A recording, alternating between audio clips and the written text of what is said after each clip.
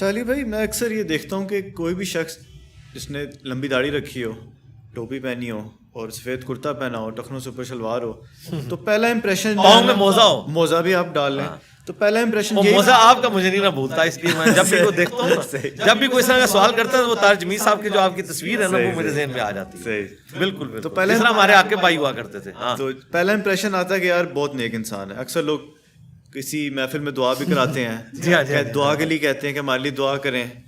تو اس کی کیا اسلام میں حیثیت ہے؟ ان چیزوں کی کیا ورتھ ہے اسلام میں؟ کیا یہ واقعی کسی بندے میں چیزیں ہم دیکھیں تو ہم اس کو فوراً سے نیک تصور کر لیں؟ میں نے کئی سال پہلے ایک ویڈیو ریکارڈ کرائی تھی، انڈیا پاکستان بنگلہ دیش کے دو فتنے، ایک جذباتی فتنہ، دوسرا گیٹ اپ کا فتنہ. گیٹ اپ اتنا بڑا فتنہ اور آزمائش ہے کہ آپ چور ہیں، ڈاکو ہیں، ٹھگ ہیں، گیٹ اپ اچھا بنا لیں تو لوگ آپ سے دعائیں کروائیں گے. اس کے لیے یہ آپ جو میرا گیٹ اپ دیکھ رہے ہیں نا، یہ میں نے کوئی شوق سے نہیں اڈاپٹ کیا ہوا. میں عام حالت میں اپنے آپ کو اتنا ڈومیننٹ نہیں رکھتا. میں نہیں چاہتا کہ میں نے پگڑی پہنی ہوئی ہو اور میں مسجد میں نماز پڑھنے جاؤں اور لوگ میرے ساتھ آ کے تصویریں کھنچوا رہے ہوں تو میں اللہ کو کیا منہ دکھاؤں گا. میں پھر دنیا میں ہی سب کچھ کما بیٹھا، ٹھیک ہے، مسکینوں کی طرح زندگی گزارتا ہوں، مسجد بھی بدل بدل کے نماز پڑھتا ہوں، ایسی جگہوں پہ ماسک استعمال کر کے مجھے کوئی پہچانا ہی نہ. عام حالت میں ٹوپی پہنتا ہوں، پگڑی نہیں پہنتا. یہ جو گیٹ اپ میں نے اس وجہ سے اڈاپٹ کیا کہ جس بے وقوف عوام کو میں نے دین سکھانا ہے ان کے لیے قرآن کی کوئی اہمیت نہیں، حدیث کی کوئی اہمیت نہیں. گیٹ اپ نمبر 1 ہے. خصوصاً دیوبند اور بریلوی میں آپ دیکھیں گے داڑھی پوری ہے، ننگے سر تو نہیں ہے. اس لیے دیکھیں ان کو ڈاکٹر ذاکر نائک کی پینٹ ٹخنوں سے اوپر نظر نہیں آ رہی ہے، ٹائی نظر آ رہی ہے. کہتے ہیں اس کا تو لباس ہی یہودیوں والا ہے، عیسائیوں والا ہے، اس نے کیا اسلام کی تبلیغ کرنی ہے. تو میں نے مجبوراً، بہت پہلے مجھے سمجھ آ گیا، میں نے یہ گیٹ اپ اڈاپٹ کیا. یہ پگڑی میں پہلے بھی باندھتا تھا، میں اپنے میٹرک لائف سے پگڑی باندھتا ہوں، لیکن صرف جمعے والے دن باندھتا تھا، عام حالت میں نہیں، ایک شوق کے طور پہ، سنت کے طور پہ. لیکن جب میں نے یہ تبلیغ کا سلسلہ شروع کیا، یہ پگڑی میں نے اپنی نشانی بنا لیا تاکہ جب کبھی میری کہیں پہ کسی کے پاس کلپ پہنچے نا تو پہلا جو شیطان نے اسے جھٹکا لگانا ہے نا، اس کی تو شکل ہی مسلمانوں والی نہیں ہے، ٹھیک ہے. کرتا شلوار پہنا، کبھی کالر والی قمیض نہیں پہنی، ٹھیک ہے. اور اس سے بڑھ کے اب یہ تو میں نے بال بھی رکھنے لمبے شروع کر دیے ہیں، یہ بھی دے، اور کچھ نہیں تو یہ لوگوں کو نظر آ جاتے تھے. اے بھی میں تھوڑا پورا کرتا ہوں، خوش ہو ہوں کہڑی شہر رہ گئی دسو، ٹھیک ہے. اگر آپ نے مسواک کہتے ہیں تو یہاں لگانی ہے تو وہ بھی میں لے کے کسی دن لگا لوں گا، پیلی چپل بھی خرید لوں گا، ٹھیک ہے. یہ سب کا سب چل رہا ہے ان کا. اچھا، اور یہ میں آپ کو بتاؤں، یہ گیٹ اپ کا جو فتنہ ہے نا، اپنے مسلک کے لیے ان کا ہے. آپ کسی دیوبندی کو سبز پگڑی والا بندہ دکھا دینا، وہ اس کو دیندار نہیں نظر آئے گا، کیونکہ فوراً دماغ میں آئے گا تو بریلوی ہے. کسی بریلوی کو آپ صاف کیے ہوئے مونچھیں اور سخت ٹوپی والا بندہ دکھا دیں، سفید شلوار قمیض اور اوپر کالی واسٹ پہنی ہوئی ہو، اس نے، اسے نظر آ جائے گا دیوبندی ہو، کہے گا یہ مذہبی آدمی نہیں ہے تو دیوبندی ہے. مذہبی بھی صرف اپنے فرقے کا، اور نشانیاں بنائی ہوئی ہیں. آپ کو کبھی اہل حدیث اس گیٹ اپ میں نظر آیا؟ نہیں. اس گیٹ اپ میں آپ کو یا دیوبندی نظر آئے گا یا بریلوی نظر آئے گا. اہل حدیث ٹوپی اول تو کوشش کرے گا نہ ہی پہنوں بھی تو ادھر پہنوں، بال تھوڑے نکلے ہوئے ہوں، داڑھی کے کچھ بال ادھر جا رہے ہوں، ادھر جا رہے ہوں، تاکہ لگے کہ یہ اہل حدیث ہے. پگڑی نہیں پہنے گا وہ. اور اس طریقے سے کبھی بریلوی دیوبندی یہ نہیں کرے گا کہ میں تھوڑا سا اہل حدیث والا کوئی گیٹ اپ اڈاپٹ کر لوں، کہے گا نہیں یار یہ تو شکل ہی بھابی والی لگے گی، گل کس نے کس سننی ہے جب شکل ہی بھابی نظر آئے گا بندہ. تو شکلوں کے اندر پورے کا پورا دین انہوں نے گھسایا ہوا ہے. اس سے کوئی مذہبی نہیں ہوتا کہ کسی نے چمڑے کے موزے پہن لیے ہیں، ٹھیک ہے. میں نے تو غامدی صاحب سے کہا تھا کہ آپ میری داڑھی لے لیں، مجھے اپنے اخلاقیات دے دیں. تو مجھے کہنے لگے انجینئر صاحب میں جوانی میں آپ سے بھی زیادہ جذباتی تھا، ٹھیک ہے، آپ اتنے جذباتی نہیں ہیں، تو وقت کے ساتھ فرق پڑے گا. تو اللہ کا فضل ہے، فرق پڑ رہا ہے. لیکن الحمدللہ ریڈ لائن کبھی بھی کراس نہیں کی ہے. حضرت عمر سے ابھی بھی میں بہت نہ رہوں الحمدللہ، لیکن حضرت ابوبکر کی طرح کا اخلاق نہیں ہے تو کوئی فرق نہیں پڑتا. رسول اللہ کے تو دونوں ساتھی تھے، ابوبکر بھی اور عمر بھی، دونوں رول ماڈل ہیں ہمارے لیے، ٹھیک ہے. تو آج اگر حضرت عمر زندہ ہوتے تو چشتی رسول اللہ، اشرف علی رسول اللہ پہ ان کا ریاکشن مجھ سے زیادہ سخت ہوتا. ڈگریاں ایسے مولویوں کی کینسل کرتے ہیں جو ان چیزوں کا دفاع کرتے ہیں. میں تو صرف علمی اختلاف کرتا ہوں. تو یہ گیٹ اپ کا فتنہ سارا تماشا ہے. سری روی شنکر کا مناظرہ ہوا تھا یا ڈیبیٹ کہہ لیں ڈاکٹر ذاکر نائک کے ساتھ. وہ ڈاکٹر ذاکر نائک سے زیادہ خوبصورت بھی ہے, گیٹ اپ بھی اس کا سنت کے زیادہ قریب تھا, زلفیں بھی, داڑھی بھی اتنی پیاری, اور بولنے کا انداز کیا بات, جیسے پھول جھاڑ رہے ہیں, لیکن ہے ہندو تھا. اس کو دیکھ کے ہی آپ کو اندازہ ہو جائے گا. پھر بھی آپ کو یقین ہے تو پی کے فلم میں تو کئی ایسے سینز ہیں جس میں اس نے ثابت کیا کہ گیٹ اپ کے ذریعے آپ کسی مسلمان کو ہندو, کسی ہندو کو مسلمان ثابت کر سکتے ہیں. یہ گیٹ اپ کی اوقات اتنی ہے. اسی کو کہا جاتا ہے نا کہ منہ مومنا تے کرتوت کافرا. تو کرتوت مسلمانوں والے ہوں, منہ بھی ٹھیک ہے اسلام کے قریب ہو, لیکن یہ نہ ہو کہ آپ نے گیٹ اپ تو اوڑا ہوا ہے اسلام والا اور کرتوت آپ کے سارے برے ہیں. تو ان ظواہر کی بھی اپنی اہمیت ہے, لیکن وہاں تک جو فرائض ہیں, جیسے اتنی داڑھی رکھنا کہ کھال چہرے کی چھپ جائے, یہ مسلمان مرد پہ فرض ہے قرآن کی روح سے. وَلَا آمُرَنَّهُمْ فَلَا يُغَيِّرُنَّ خَلْقَ اللَّهِ, سورہ النساء کی آیت نمبر 119 میں آیا. شیطان نے کہا تھا میں ابھاروں گا تیری مخلوق کو, وہ تیری خلقت کو بدلیں گے. مرد کو اللہ نے داڑھی دی ہے, عورت کو نہیں دی ہے. مرد نے اتنی داڑھی ضرور رکھنی ہے کہ اس کی چہرے کی کھال چھپ جائے. ہاں مٹھی رکھے گا افضل ہے, اس پہ کوئی کمپرومائز نہیں ہے, یہ بیسکس ہے. ہاں سفید لباس نہ پہنے کوئی مسئلہ نہیں, یہ اس کی بجائے کالر پہننا ہے پہنے, ٹھیک ہے. کرتا نہیں پہننا آپ کف والا پہنے, کوئی مسئلہ نہیں, اس کے اندر کوئی چیز گھسی نہیں ہوئی ہے, ٹھیک ہے. ٹخنوں کو ننگا رکھنا ایک مرد کا شعار بھی ہے, اللہ کے نبی علیہ السلام نے حکم بھی فرمایا. ہاں ٹھیک ہے ٹخنے ننگے رکھیں, وہ یہ نہیں کہ آپ گھٹنوں تک لے جائیں, کوئی ضروری نہیں ہے, ٹھیک ہے. پینٹ پہننی ہے آپ ضرور پہنیں, پینٹ کے اندر یا شلوار قمیض میں اسلام نہیں گھس گیا ہوا. بس ایسا لباس جو آپ کے جسم کو ڈھانپ دے وہ آپ اڈاپٹ کریں, اور کوشش کریں ڈاؤن ٹو ارتھ رہیں. ایسا نہیں ہے کہ لوگ آپ کو دور سے دیکھیں اور سلوٹ مارنا شروع کرتے ہیں. میں کہتا ہوں کس طرح لوگ ان چیزوں کا سامنا کرتے ہیں کہ وہ پبلکلی ڈومیننٹ ہو جاتے ہیں, اتنے مہنگے مہنگے سوٹ پگڑیاں پہن کے, ٹھیک ہے. اس وقت علماء ایسی ایسی پگڑیاں پہن رہے ہیں جن کی قیمت 10-20 ہزار ہے, اس کے اوپر جو کپڑا لگا ہوا ہے. ہم کیا ہے وہ جو کاٹن کا جو شلوار والا کپڑا ملتا ہے نا کھلا, یہ اس میں سے ہم پگڑی بناتے ہیں, چاہے کالی ہو یا, تو کیا فرق پڑ گیا. تو اب میں کہوں کہ نہیں جناب اس کی بجائے میں نے جو ہے ایجپشن کاٹن جا کے خریدنی ہے, اس کی پگڑی بنانی ہے, تو کیا میں اللہ کو کیا منہ دکھاؤں گا. کوئی کام چل رہا ہے بھائی ٹھیک ہے, یہ کیٹی کا سوٹ لیا ہوا ہے وائٹ, دھو کے وہی پہن لیتے ہیں دوبارہ سے. یہ دیکھو 50 اب میں سوٹ لے لوں گا جن میں نے وائٹ کاٹن فلاں برانڈ کی لینی ہے, ٹھیک ہے کام چل رہا ہے, اللہ چلا رہا ہے. تو گیٹ اپ کے اندر کوئی اسلام نہیں گھسا ہوا. اچھا علی بھائی, ایک کوشچن جو ہے وہ بہت کامن ہے, اکثر لوگ جو ہے وہ مجھ سے بھی پوچھتے ہیں اور مشہور بھی بہت ہے, کہ اللہ تعالیٰ نے جب تقدیر انسان کی پہلے سے لکھ دی ہے تو پھر تو ہر بندے کے پاس جسٹیفیکیشن آ گئی ہے, وہ کوئی غلط عمل بھی کرے گا بولے گا اللہ کی مرضی تھی, تقدیر یہی تھی.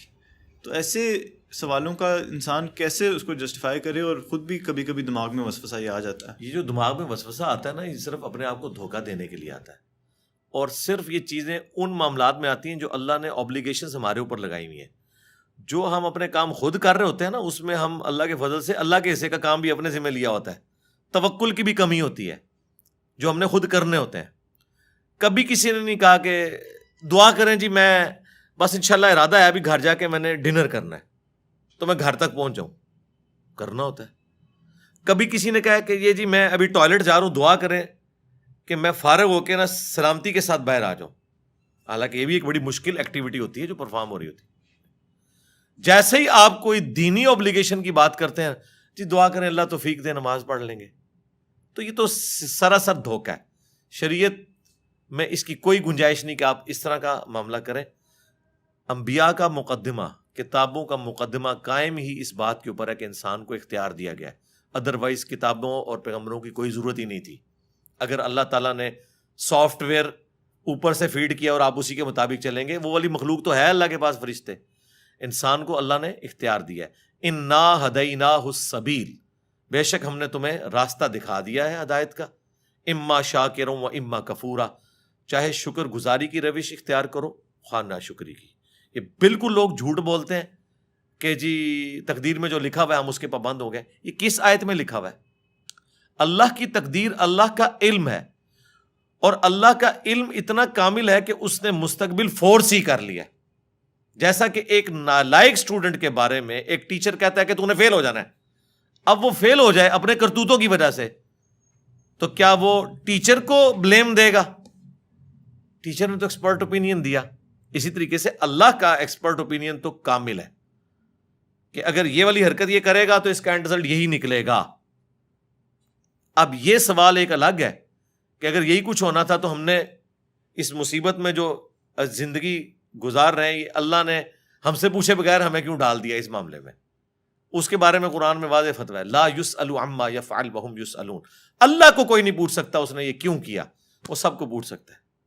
اس کو یوں سمجھیں، آپ کو کسی نے دھکا دے دیا سمندر میں، سمندر کے کنارے ایک شخص کھڑا ہے اور وہ آپ کو کہہ رہا ہے کہ بھائی میری طرف متوجہ ہو، میرے پاس ایک ایسا طریقہ ہے کہ تم کنارے لگ جاؤ گے، یوں ہاتھ مارو تم کنارے تک پہنچ جاؤ گے. اور بھائی صاحب اتنے اکڑے میں وہ کہہ رہے ہیں کہ نہیں، مجھے پہلے بتاؤ مجھے دھکا کس نے دیا میری مرضی کے بغیر. اور وہ شخص کہہ رہا ہے کہ یار چھوڑو جس نے بھی دھکا دیا، اس وقت اپنی جان بچاؤ، کنارے پہ آگے دیکھ لیں گے کس نے دھکا دیا، اسے پوچھ لیں گے. اور آگے وہ ضد پہ اڑا رہے نہیں میں نے نہیں ہاتھ پاؤں مارنے، تو نقصان کس کا کرے گا؟ اپنا، ڈوب جائے گا. تو انسان بھی یہی ہے، کنارے پہ وقت کا پیغمبر کھڑے ہو کے ندا دے رہا ہے کہ یوں کرو بچ جاؤ گے، لیکن انسان کا کہہ رہا ہے جی اللہ نے کیوں ایسے کر دیا میرے ساتھ، مجھے تو پوچھا ہی نہیں ہے، مجھے کیوں بنا دیا؟ تو ڈوب جا، پھر آگے بھی وہ وہی کرے گا جو وہ چاہے گا، جہنم میں تجھے پھینک دے گا، تو بچ جا. تو وہ سوال اللہ نے بیان کر دیا، لا یسأل عما یفعل وہم یسألون. اللہ کو کوئی نہیں پوچھ سکتا. یار کریٹر کی مرضی، کیا ایک موبائل بنانے والے سے پوچھ سکتا ہے کہ تو نے میرے اندر یہ فیچر کیوں رکھا، یہ کیوں نہیں رکھا؟ وہ تو محتاج ہے، ہم بھی محتاج ہیں اس کے. ہم نے گیون سرکمسٹانسز کے اندر پرفارم کرنا ہے، یقیناً اللہ کے پاس اس کی کوئی جسٹیفیکیشن ہے، جنت میں جا کے پوچھ لیں گے. اب یہ تقدیر کے معاملے کی طرف آئیں تو یہاں پہ بھی یہ اللہ کا علم ہے. مجھے بتائیں کیا کسی کو یہ پتا چل گیا دنیا میں کہ میں جنتی ہوں یا جہنمی؟ تو پھر وہ اس کیوں کنکلوڈ کر بیٹھا ہے پیسمسٹک اپروچ کے ساتھ، میں تو ہے ہی جہنمی ہے لہٰذا مجھے نیک عمل کرنے کی ضرورت نہیں ہے. آج تک کسی نے یہ کنکلوڈ نہیں کیا اس حوالے سے کہ جی میں جنتی ہوں تو میں جنتی والے کام کرنے شروع کر دوں. الٹی طرف بھاگتے ہیں اپنے آپ کو دھوکہ دینے کے لیے. ایسا بھاگتے ہیں کہ کہتے ہیں جی بخاری مسلم حدیث ہے، ایک بدکار عورت تھی، اس نے ایک کتے کو موزے میں پانی پلا دیا، اللہ نے اسے بخش دیا. جی بالکل، پھر تو نیک عمل کرنے کی ضرورت نہیں ہے، اللہ تعالیٰ چھوٹی سی نیکی پہ بخش بھی سکتا ہے. ہم کہیں گے رکو ذرا، صبر کرو. بخاری مسلم میں لکھا ہے ایک نیک عورت تھی، اس نے ایک بلی کو قید کر دیا، بھوکی پیاسی مر گئی، وہ جہنم میں ہے. تو اب بتاؤ اللہ چھوٹی بات پہ پکڑ بھی سکتا ہے؟ وہی ڈاکٹر پہ آپ جواب دیں گے، اگلی وہ منطق کھڑے کریں گے اس لیے تو ہم نیکیاں نہیں کرتے، ہو سکتا ہے چھوٹی سی بات پہ پکڑے ہی جائیں تو بس اللہ پہ ہی چھوڑ دیں. نہ، بخاری مسلم حدیث ہے، سیدنا علی کہتے ہیں کہ میں نے رسول اللہ سے پوچھا کہ اگر جنتیوں کا جنت میں جانا اور جہنمیوں کا جہنم میں جانا لکھ دیا گیا ہے تو ہم نیک اعمال کیوں کرتے ہیں؟ سیم کوسچن بخاری مسلم میں مولا علی نے رسول اللہ سے پوچھا تو نبی علیہ السلام نے پتہ کیا جواب دیا؟ بالکل ہٹ کے ایک جواب دیا. آپ نے فرمایا تم عمل کرتے رہو، جو جنتی ہوگا اس کے لیے جنتیوں والے اعمال آسان ہو جائیں گے، اور جو جہنمی ہوگا اس کے لیے جہنمیوں والے اعمال آسان ہو جائیں گے. پھر نبی علیہ السلام نے قرآن کی آیات تلاوت کی. سورۃ اللیل جو ہے نا، پارہ نمبر 30 کے اندر بڑی ڈسائسو آیات ہیں. اس موقع پہ نبی علیہ السلام نے ان آیات کو تلاوت کیا. اعوذ باللہ من الشیطان الرجیم. فَأَمَّا مَنْ أَعْطَى وَاتَّقَى وَصَدَّقَ بِالْحُسْنَى، پس جس نے اطاعت گزاری کی روش اختیار کی، اللہ کا تقوی اختیار کیا اور ہر اچھی بات کی تصدیق کی، فَسَنُيَسِّرُهُ لِلْيُسْرَى، اس کے لیے ہم آگے آسانیاں کر دیں گے. یعنی کرنا اس نے ہی ہے پھر بھی. وَأَمَّا مَنْ بَخِلَ، اور جس نے بخل کیا، کنجوسی کی، وہاں پہ آیا تھا استغنا والی کیفیت، یعنی اللہ کی اطاعت اختیار کرنا، اللہ کے لیے خرچ کرنا. وَكَذَّبَ بِالْحُسْنَى، اور ہر اچھی بات کو جھٹلایا. فَسَنُيَسِّرُهُ لِلْعُسْرَى، پھر ان قریب ہم اس کے لیے مشکل پیدا کر دیں گے. یہ آیات نبی علیہ السلام نے پڑھی کہ جنتیوں کے لیے جنت والے اعمال آسان ہوں گے. ہمیں کوئی کہتا ہے نا کہ ہاں جی کیا خیال ہے، ہم کہتے ہیں انشاءاللہ ہم نے جنت میں جانا ہے اور کوشش بھی کر رہے ہیں اس کے لیے. بخاری مسلم حدیث ہے میں اپنے بندے کے گمان کے قریب ہوں جیسا میرے لیے گمان کرے. کبھی اللہ کے لیے گمان نہ کریں کہ میں نے جہنم میں جانا ہے. گمان پازیٹیو رکھیں لیکن محنت بھی پازیٹیو کریں. صرف گمان نہیں، کہ جو کچھ بھی ہے تیرے محبوب کی امت سے، ایفرٹ پٹ کرنی ہے، اس کے بعد رہنا آپٹیمسٹک ہے، پیسیمسٹک نہیں ہونا آپ نے، تو انشاءاللہ ستہ خیرہ۔ اور یہ وہ وجہ ہے جس کی وجہ سے اللہ نے قرآن میں جگہ جگہ کہا ہے اللہ اپنے وعدے کے خلاف نہیں چلتا، اللہ جنتیوں کا وعدہ پورا کرے گا۔ جنتیوں کا کلام نقل ہوا ہے کہ جنتی جنت میں پہنچ کہیں گے کہ شکر ہے کہ جو اللہ نے ہم سے وعدہ کیا تھا پورا کیا۔ یہ اللہ پتہ بار بار کیوں کہتا ہے؟ دنیا میں ایسا نہیں نہ ہوتا، دنیا میں محنت کرنے والا ناکام ہو جاتا ہے، اور بعض اوقات بغیر محنت کیے وہ شخص کامیاب بھی ہو جاتا ہے، اس کو اتنا مال مل جاتا ہے، محنت کرنے والا ڈوب جاتا ہے۔ تو اس لیے اللہ نے کہا آخرت میں ایسا نہیں ہوگا کہ کسی کی لاکھ کام آئے، نہ، لاکھ دنیا میں ہے کہ محنت کریں کامیاب ہو بھی سکتے ہیں، بری طرح ناکام بھی ہو سکتے ہیں۔ آخرت میں اللہ نے بار بار اس لیے یقین دہانی کہی کہ آخرت میں یہ نہیں ہوگا کہ ایک بندے نے پوری محنت کی اور آخرت میں جا کے اس کی لاکھ یہ نکلی کہ نماز پڑھنے والا جو ہے وہ جہنم میں چلا گیا اور جو اللہ کا باغی تھا وہ جنت میں چلا گیا۔ نہ، آخرت کے لیے لاکھ نہیں ہے۔ اس لیے اللہ نے کہا میں اپنے وعدے کی خلاف ورزی نہیں کرتا، میں نے جو وعدے کیے ہیں پورے کروں گا، یہ یقین دلایا۔ کیونکہ انسان کو وسوسہ آ سکتا تھا کہ دنیا میں تو ایسا نہیں ہوتا، دنیا میں محنت کرنے والا بعض اوقات کامیاب ہوتا ہے، بعض اوقات ناکام۔ آخرت میں 100% ناکام ہوگا جو دنیا میں پیغمبروں کا نافرمان ہے، اور 100% کامیاب ہوگا جو دنیا میں انبیاء کا تابع فرمان ہے۔ اور مسئلہ تقدیر کو حل کرنے والی ایک آیت میں کوٹ کر دوں، جو کوئی بھی پوچھے نا اس حوالے سے، سورہ الزمر کی آیت ہے، وہ پورا مسئلہ حل کر دیتی ہے۔ سورت نمبر ہے 39 اور اس کی آیت نمبر ہے 7، بالکل سٹارٹ میں ہی۔ میں کہتا ہوں نہیں تقدیر کا مسئلہ ہی ہے۔ ان تکفروا فإن اللہ غنی عنکم، اگر تم ناشکری کی روش اختیار کرو گے، اللہ کے نافرمان بنو گے، کفر اختیار کرو گے، تو یاد رکھنا اللہ بے پرواہ ہے۔ کسی کو یہ ٹینشن نہ ہو کہ کوئی نماز نہیں پڑھ رہا تو کوئی اللہ تعالیٰ کو کوئی فرق پڑ گیا، نہیں، میں بے پرواہ ہوں۔ اچھا، اب بے پرواہی کا کوئی یہ بھی رزلٹ نکال سکتا تھا کہ اللہ جب بے پرواہ ہے تو مجھے نمازیں پڑھنے کی کیا ضرورت ہے، اللہ کو تو فرق نہیں پڑتا۔ وہ اللہ نے ساتھ پھر کلیئر کیا، وَلَا يَرْضَى لِعِبَادِهِ الْكُفْرَ، لیکن یاد رکھنا وہ اپنے بندوں سے کفر کو، ناشکری کو، نافرمانی کو پسند نہیں کرتا۔ بے پرواہ ضرور ہے، لیکن اوپن لائسنس نہیں کہ بے پرواہی کا رزلٹ یہ نکلے کہ ٹھیک ہے منو کے چاہے یہ گناہ کرے یا ثواب کرے، نہیں۔ اللہ کہہ رہا ہے میں بے پرواہ اس اعتبار سے ہوں کہ تیرے گناہ کی وجہ سے میری خدائی میں کوئی فرق نہیں پڑے گا، لیکن تیرا بیڑا غرق ہو گیا۔ اللہ اپنے بندوں سے نافرمانی پسند نہیں کرتا۔ وَإِن تَشْكُرُوا، اور دیکھنا اگر تم شکر گزاری کی روش اختیار کرو گے، يَرْضَهُ لَكُمْ، تو یہی وہ تم سے چاہتا ہے۔ وَلَا تَزِرُ وَازِرَةٌ وِزْرَ أُخْرَى، اور کوئی جان بوجھ اٹھانے والی دوسرے کے اعمال کا بوجھ نہیں اٹھائے گی۔ ثُمَّ إِلَىٰ رَبِّكُمْ مَرْجِعُكُمْ، اس کے بعد تم لوٹ کر اپنے رب کے پاس جاؤ گے۔ فَيُنَبِّئُكُمْ بِمَا كُنتُمْ تَعْمَلُونَ، پھر وہ تمہیں بتا دے گا جو کچھ تم دنیا میں اعمال کیا کرتے تھے۔ إِنَّهُ عَلِيمٌ بِذَاتِ الصُّدُورِ، بے شک وہ سینوں کے چھپے ہوئے رازوں کو بھی جاننے والا ہے، اس لیول تک باریکی کا حساب کرے گا۔ اور ایک اور آیت ہے اس کانٹیکسٹ میں سورہ طٰہٰ کے اندر، وہ بہت کرٹیکل آیت ہے۔ سورہ طٰہٰ کے اینڈ پہ جا کے وہ آیات آتی ہیں، اللہ تبارک و تعالیٰ نے اس حوالے سے مسئلہ تقدیر کو کلیئر کر دیا ہے، وہ بھی میں یہاں پہ کور کر دیتا ہوں۔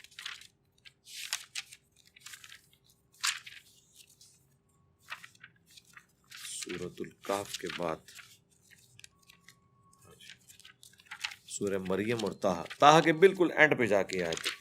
یہ اکثر لوگ جو آپ کو کہہ رہے ہوتے ہیں بدبخت، یہ دیکھیں اللہ تعالیٰ فرماتا ہے جب ہم نے آدم علیہ السلام کو اور ان کی اولاد کو زمین پہ بھیج دیا، ظاہر ہے انہی سے اولاد پیدا ہونی تھی، اللہ نے فرمایا قَالَ اهْبِطَا مِنْهَا، ہم نے دونوں سے کہا، سیدہ حوا اور سیدنا آدم سے، مِنْهَا جَمِيعًا، کہ تم سب کے سب اب اتر جاؤ، بَعْضُكُمْ لِبَعْضٍ عَدُوٌّ، تم میں سے بعض کے دشمن ہوں گے، یعنی شیطان کا دشمن انسان، اور انسان کو بھی دشمنی روانی ہے، اور آپس میں بھی انسان لڑیں گے۔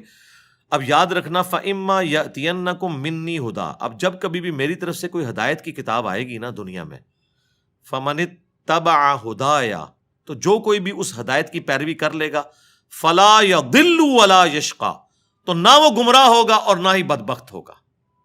تو بدبختی پھر اللہ نے بندوں کے کھاتے میں ڈال دی ہے کہ جو کتابوں کی مان لے گا نا وہ بدبخت نہیں ہوگا۔ تو اس کا مطلب ہے بدبخت اللہ بناتا ہے یا انسان خود بدبختی کماتا ہے؟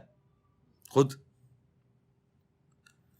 یہ آیت واضح ہے کہ جو ہدایت کی پیروی کر لے گا وہ نہ گمراہ ہوگا نہ شقی ہوگا، اور جو پیروی نہیں کرے گا وہ گمراہ بھی ہو جائے گا اور بدبخت بھی ہو جائے گا۔ یہ خود ہم کماتے ہیں، تو یہ کہیں پہ کنسیپٹ نہیں، یہ تو بڑا گمراہ کن عقیدہ ہے۔ یہ عقیدہ جبریہ کا تھا کہ اللہ تعالیٰ انسان پہ مسلط کر دیتا ہے، اور قدریہ دوسری ایکسٹریم پہ چلے گئے، انہوں نے کہا نہیں ٹوٹلی ہم ہی کرتے ہیں۔ ہمارا عقیدہ درمیان میں ہے کہ جن باتوں کا حکم اللہ نے ہمیں دیا ہے ان کا اختیار بھی ہمیں دیا ہے، اور جن چیزوں کا مجھے حکم نہیں دیا اس کا اختیار میرے پاس نہیں ہے، اور نہ مجھے اس میں کوئی زیادہ پڑھنے کی ضرورت ہے۔ مثلا میرا قد کتنا ہے، میری آنکھوں کا کلر کیا ہے، میں کن ماں باپ کے گھر پیدا ہوں گا، میں کس ملک میں پیدا ہوں گا، مجھے بتائیں، یہ قیامت الدین ہم سے پوچھا جانا ہے۔ لیکن جو بات اللہ نے ہم سے پوچھنی ہے نا، اس کا اختیار ہمیں دیا ہے، اور اگر آپ یہ اختیار نہیں مانیں گے تو اللہ پہ ظلم لازم آئے گا، اور اللہ تعالیٰ عدل کرنے والا ہے۔ ٹھیک ہو گیا؟ علی بھائی، قرآن میں اکثر میں نے پڑھا ہے کہ شیطان تمہارا کھلا دشمن ہے، اور شیطان وصف سے دیتا ہے، اکثر ہم سنتے ہیں کہ بھی شیطان حاوی ہو گیا تمہارے اوپر۔ یہ آخر شیطان کیا چیز ہے، اس کے بارے میں کچھ بتائیں۔ شیطان دیکھیں، ایک تو بڑا شیطان ہے نا، جو قصہ آدم اور ابلیس قرآن پاک میں ایٹ لیسٹ 7 ٹائمز بیان ہوا ہے تفصیل کے ساتھ، سورۃ البقرہ میں، سورۃ الاعراف میں، سورہ بنی اسرائیل میں، سورۃ الحجر کے اندر، سورہ صاد کے اندر، سورۃ الکہف کے اندر، سورہ طٰہٰ کے اندر۔ وہ بڑا شیطان جو حضرت آدم علیہ السلام کے ساتھ وہ پورا معاملہ ہوا، پھر اس کی اولاد بھی ہے۔ ہر انسان کے ساتھ ایک شیطان کا بچہ اٹیچ ہو جاتا ہے، جن۔ بخاری مسلم دونوں میں حدیث ہے کہ شیطان انسان کے جسم میں خون کی طرح دوڑتا ہے، اور مسلم شریف میں حدیث ہے ہر انسان کے ساتھ ایک فرشتہ ہے اور ایک جن ہے۔ شیطان اور جن یہ انٹرچینجبل ہے، کیونکہ اس کی اسپیشی جن ہے۔ فرشتہ اسے نیکی کی طرف بلاتا ہے اور شیطان اسے برائی کی طرف۔ اللہ نے دیکھے کیسا بیلنس کیا ہے، صرف نہیں شیطان مسلط کیا، فرشتہ بھی کیا ہے، دونوں چیزیں پیرلل میں۔ ایک صحابی نے جرت کر کے پوچھا، یا رسول اللہ آپ کے ساتھ بھی؟ فرمایا ہاں میرے ساتھ بھی تھا، لیکن اللہ نے مجھے اس پہ قدرت دے دی ہے، میرے ساتھ جو شیطان اٹیچ ہے وہ مجھے نیکی کی طرف ہی بلاتا ہے۔ رسول اللہ کے بعد کسی شخص کے لیے گارنٹی نہیں ہے کہ اس کے ساتھ شیطان اٹیچ نہیں ہے، وہ ہرگلا سکتا ہے کسی بھی شخص کو۔ یہ نبی کا پروٹوکول ہے کہ وہ اللہ تعالیٰ کی حفاظت میں ہوتا ہے۔ اب ظاہر ہے وہ شیطان انسان کے جسم میں پھونکے مارتا ہے، نفس اس کا بہترین ایک مسکن ہے جس کے ذریعے وہ نفسانی خواہشات کو ابھارتا ہے۔ اس وجہ سے شیطان ایک پرسنالٹی بھی ہے اور ایک سمبل کے طور پہ بھی ہے۔ انسان کے اندر کا جو شیطان ہے وہ اتنا بڑا ہے کہ اس نے شیطان کو شیطان بنا دیا ہے۔ شیطان تو پہلے اللہ کا مقرب بندہ تھا نا، اکڑ پیدا ہوئی، تکبر آیا، تو اللہ نے کیا فرمایا؟ ابا واستکبر وکان من الکافرین۔ اکڑ گیا، تکبر میں آ گیا، راندہ درگاہ ہو گیا۔ آج ہم اسے کہتے ہیں ابلیس، جیلس ہوا ہوا، الرجیم کہتے ہیں، مردود بارکا۔ لیکن کسی زمانے میں وہ اللہ کا بندہ ہی تھا۔ شیطان کو شیطان نفس نے بنایا، تو وہ تو نفس ہمارے ساتھ بھی اٹیچ ہے۔ اس نفس کو آپ سمجھ لیں کیٹالسٹ کا کام کرتا ہے، جیسے کیمسٹری میں کیٹالسٹ ڈالا جاتا تھا نا کیمیکل ریئیکشن کو تیز کرنے کے لیے۔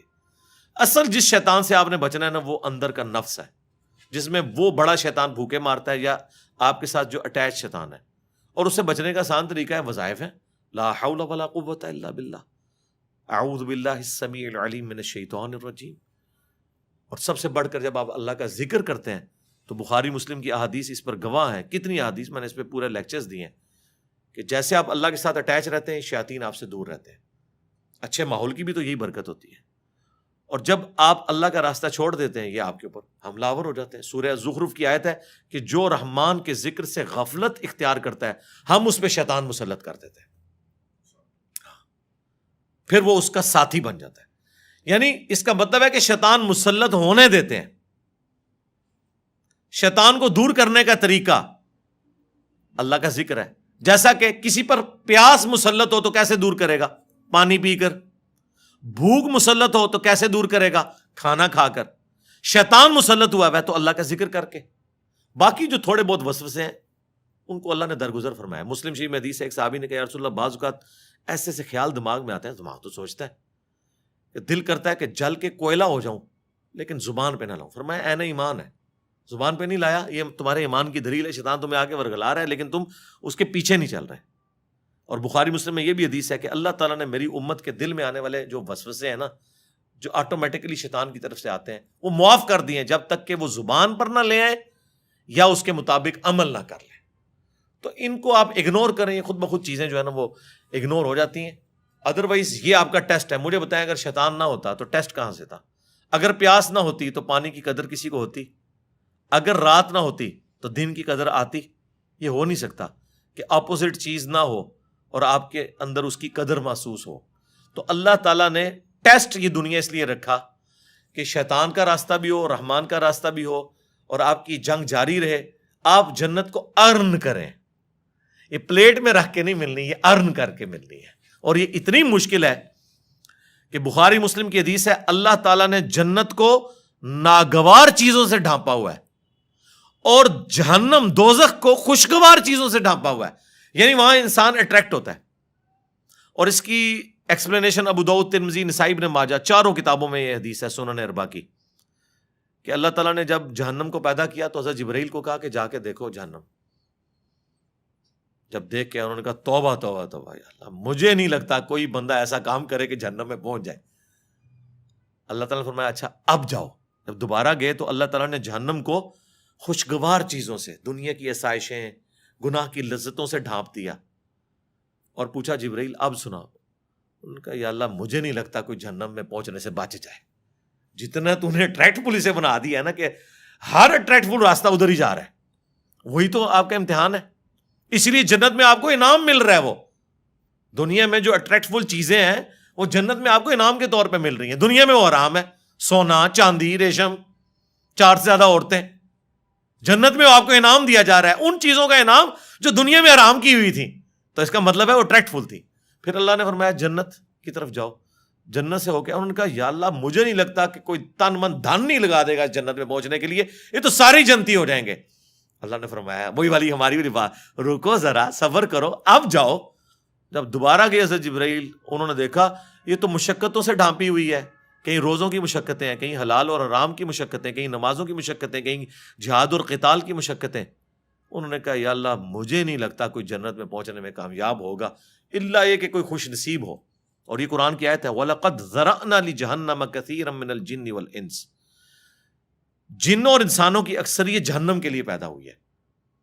الٹیمیٹلی یہی رزلٹ نکلنا ہے. لیکن ساتھ اللہ نے فرمایا ہم نے ظلم نہیں کیا, ہم نے انہیں عقل دی تھی وہ سوچتے نہیں, کان دیے تھے سنتے نہیں, آنکھیں دی تھی دیکھتے نہیں. یعنی وہ دیکھنا عبرت والا کہ ان انسٹرومنٹس کو یوز کرتے. ان السمع والبصر والفؤاد کل اولئک کان عنہ مسئولا, جو قرآن میں ہے کہ بے شک آنکھ, کان, عقل اس کے بارے میں پوچھا جائے گا. ان انسٹرومنٹس کو یوز کر کے تم نے حق بات تک پہنچنے کی کوشش کیوں نہیں کی؟ تو اللہ نے یہ ہمیں حواس خمسہ دے کے اکاؤنٹیبل ٹھہرا لیا ہے. ہم اپنے حواس خمسہ کے اوپر جو عقل کا چیک اللہ نے رکھا ہے اس عقل کو یوز کریں تو ہم اپنی شہوات کو کنٹرول کر سکتے ہیں. عقل کی وجہ سے آپ اکاؤنٹیبل ہو گئے. بس یہ سمپل سی بات.